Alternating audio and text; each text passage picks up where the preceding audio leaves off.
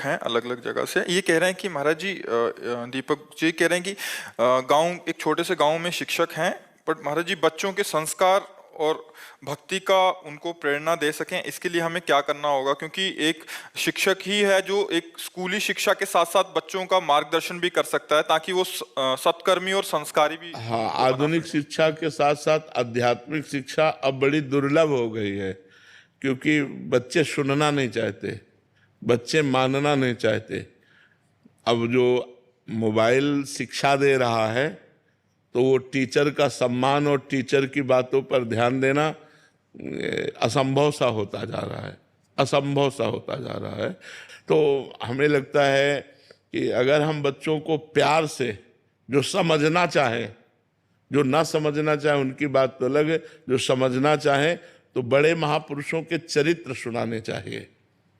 जैसे जो बड़े बड़े संत महापुरुष हुए हैं, जो हमारे भारत को अपने प्राण बलिदान कर दिए हैं, ऐसे जो समर्पित शहीद हुए हैं राष्ट्र सेवा में, तो ऐसे महापुरुषों के चरित्र सुनाने से उनके संस्कार अच्छे बनते हैं। और ब्रह्मचर्य, व्यायाम, भोजन और नमस्कार, ये जरूर होना चाहिए। अपने बड़ों को नमस्कार करना, पूज्य जनों के चरण छूना, ब्रह्मचर्य से रहना और भोजन पवित्र पाना और व्यायाम करना। अगर ये आ जाए तो आध्यात्मिकता उनमें आने लगेगी। और 5 मिनट ही सही, अगर नाम जप की प्रेरणा मिले कि 5 मिनट ही सही। तो देखो, स्कूलों में तो प्रायः भागवतिक प्रार्थनाएं करवाई ही जाती हैं।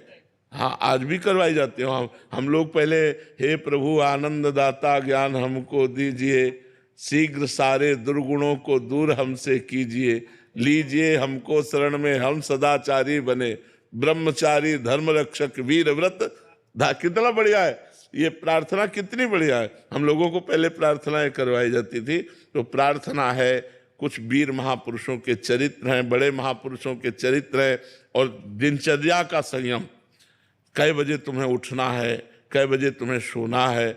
अब ये मोबाइल ऐसा हो गया है कि बच्चे अधिक समय मोबाइल में रात्रि में व्यतीत करते हैं और दिन में सुबह तक, सूर्योदय तक सोते हैं।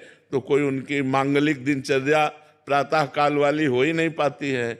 9-9 बजे तक तो सोते हैं, 8-8 बजे तक सोते हैं। कोई तो कह रहा था 11-11 बजे तक लोग सोते हैं। अब क्या है, जीवन ही व्यर्थ हो रहा है। जब ब्रह्म मुहूर्त में उठना नहीं है तो जीवन ही व्यर्थ हो रहा है, जीवन व्यर्थ हो रहा है।